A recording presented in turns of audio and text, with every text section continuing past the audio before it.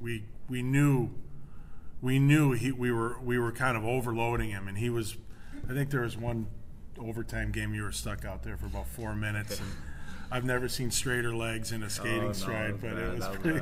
It was actually, we were laughing, but we were laughing, but then he went back to the bench, and 30 seconds later he came back out, and he looked fresh, and that's a gift. Like, that's not everybody can do that, so that is a big part of it. Brock, who are some big influences and people you might talk to as you approach this decision? Obviously, life-changing contract, but guys maybe have gone through it before in terms of when to sign and that kind of thing. Yeah, for me, it was mostly just my family, and I feel like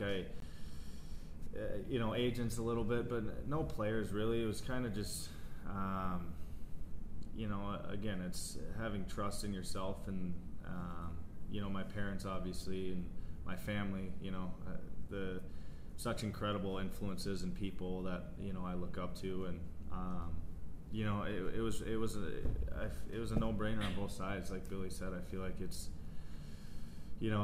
I talked to my parents a couple times. I called them and I said, hey, this could be happening. Who knows what's going to happen? And they were all ears. Whatever decision I made, they were ride or die for it. So I'm a extremely fortunate kid to have such incredible people surrounding me in my life and my upbringing, and it was just mostly talks with them, I'd say. How are you feeling overall? I know you had injury late in the season, but in terms of like how you kind of staggered your summer where rest and now ramping up.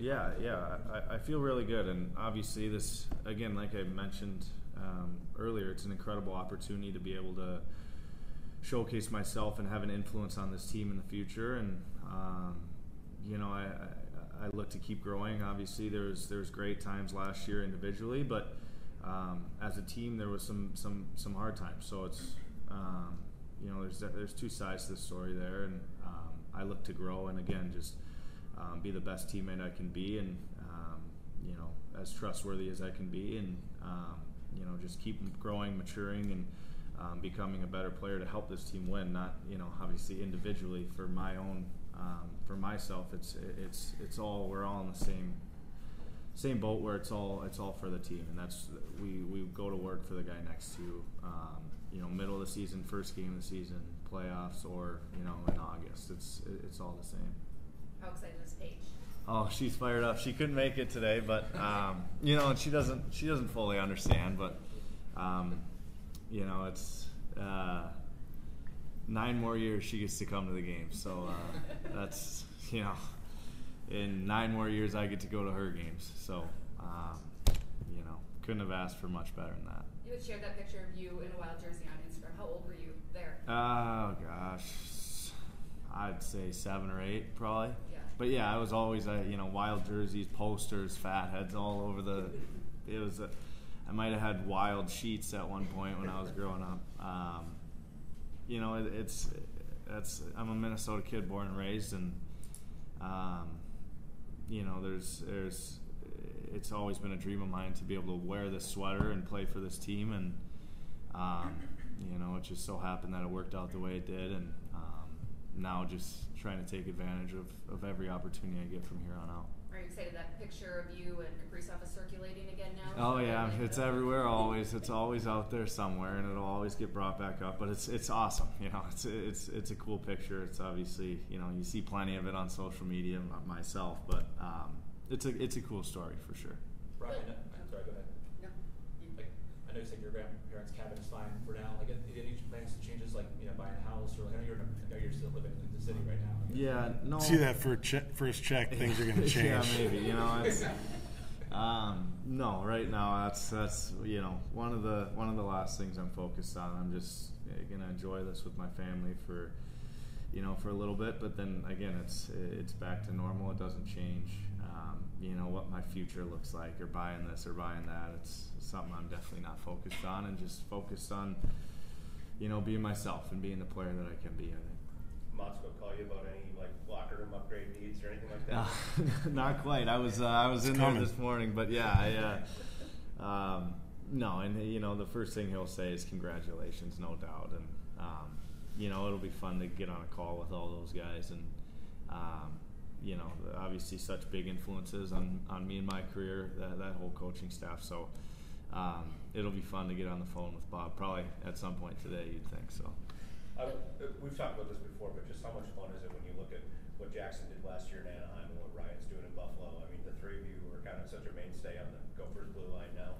You know, kind of taking that step. It's just it's just steps to the process, and we had a great team, we had a great group, and you know, they're all on their teams now, and you know, I'm on mine. So it's obviously you root for them unless you're playing against them. So yeah, it's cool to see, and you know, you're so happy for those guys that, you know, in practice Monday morning through Friday, you know, guys you're battling with, trying to be better than, learning from, you know, going through the ups and downs of the season. It's a special bond that you know, grow into after so many years playing together. So it's awesome to see all those guys do their thing for sure. Bill, you've always talked about how difficult it can be to play for your hometown team. You've done before, and how impressed have you been with how Brock has handled just that, and especially to, again, give him that commitment to be here and do it in front of his family and friends for the next 8 years? Yeah, it can be tough. He's handled it well. He's got a long way to go now. Yeah, absolutely. But I think the important thing is how he was raised and who his parents are, and they're wonderful people, and they're, like Brock keeps talking about, family, and you can see it. And I don't care how many games he plays, how many points he puts up, how many minutes he plays, or how much money he makes. He's going to respect his parents, and they're going to keep him in line. And if his head, you know, his ego expands, they will knock it right back into shape. And but that's awesome. And I think, you know, especially when you're playing at home, it is hard. I got to play for the Bruins. It was one of the greatest experiences of my life. But you know, I had a wife that kept me grounded, and I had parents that kept me grounded, and friends and all that stuff. And I think it's very similar to what, you know, Brock's buddies, local buddies, I'm sure they don't care. Like, they're happy for him, but it's like, all right, great. You know, where are we going fishing? I don't even know if you fish. Where are we? Right. You know, but that's so important. I think if it is that way, if you have true friends, a strong family backing, it can be very successful and a great experience. And I think that's probably what he's looking at. They can still all buy their own tickets. So all your friends. Oh yeah, they know where the box office is. Yeah, that's right. Well, he's got the money now. He should. Doesn't matter. No, that's for his family. No free rides. Your buddies buy their own tickets. Yeah, absolutely. So when you played, there's a lot more where guys played a little more into the league before they got their 8-7 year deals. You know, now it's like a lot more younger guys getting that. Is that more reflective of the time, or when you find a guy that's the right guy for it, that it's kind of works as that? Yeah, I guess for guys my age that kind of went through it, that's one of the bigger hurdles that we have to jump over and get over that. Like, this is a different game now. It's a different generation. It's a different way of business. What I said before, I think is really important. You have to do a lot of work and make sure you know who you're identifying as your foundation guys, as a big piece of the puzzle before you commit to them. But hey, look, when I was going through it, and you 10 years or 31, then you could sign your big deal. Like, well, the prime years are behind you. I'd much rather have a guy at Brock's age on an 8-year deal or 9-year deal now, really, than a 31-year-old guy. So it makes sense. He's not even really in his prime yet. He's only played 1 year, but it was so good. He showed that he's mature enough to handle it. He's shown that he's going to keep getting better. So yeah, it's worth the bet. It's worth the risk. And yeah, like I said, it's just different. But if you're really gonna make that sort of commitment, I'd rather do it on the younger side. Did you ever have a moment where you were getting this money laid out and all the years laid out that say to yourself, boy, if this was any other guy, I would not? I was saying it about him too.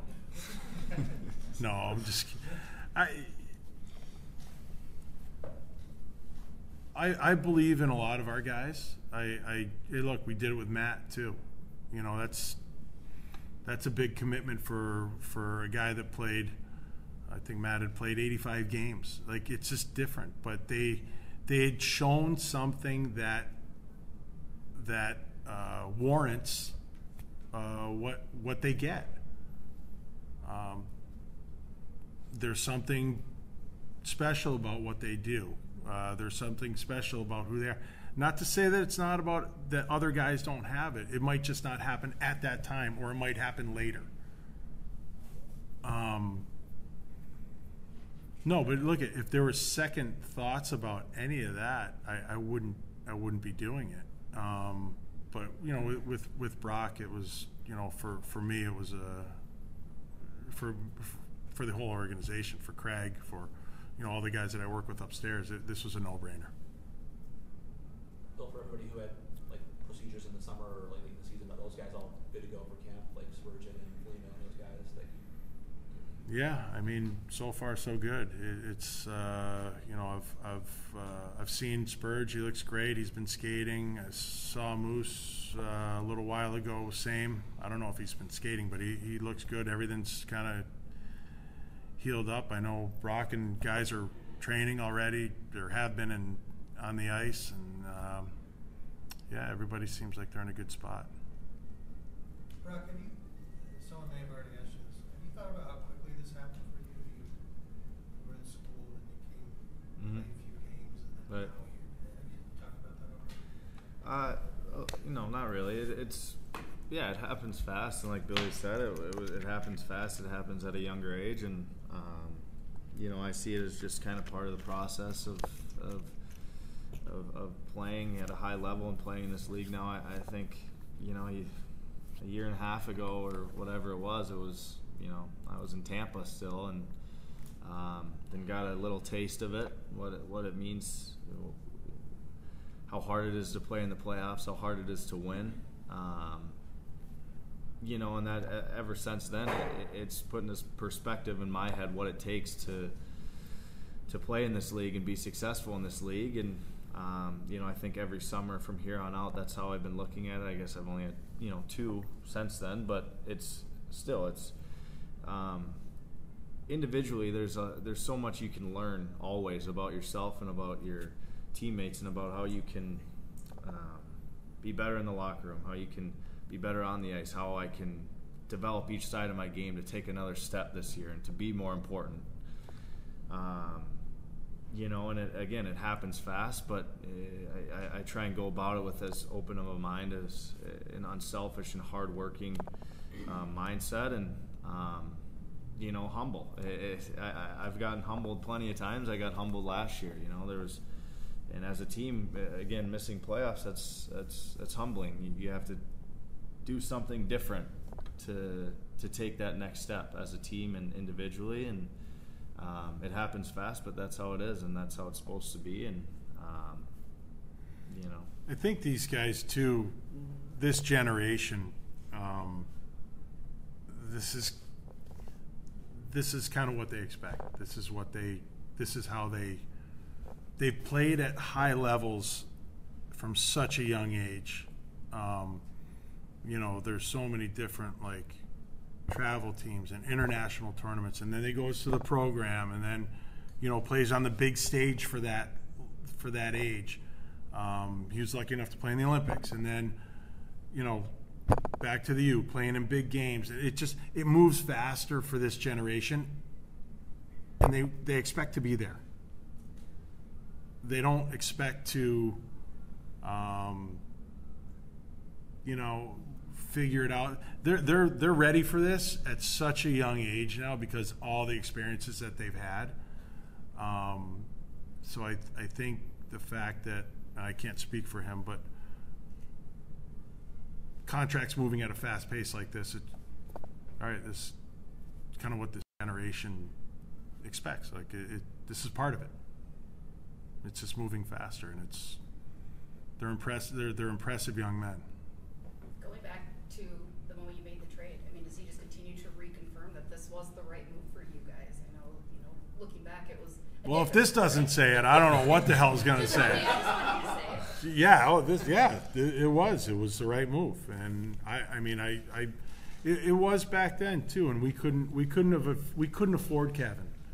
That was just it. We couldn't afford him, and Kevin's a hell of a player, and I think it's a perfect example of a fair trade. Both teams getting exactly what they wanted or what they needed, and for us to get Brock and Liam Ogren, it's exactly what we needed and wanted. So yeah, it worked. Any other questions? Thanks, everyone. Thanks, you guys. Thanks, guys.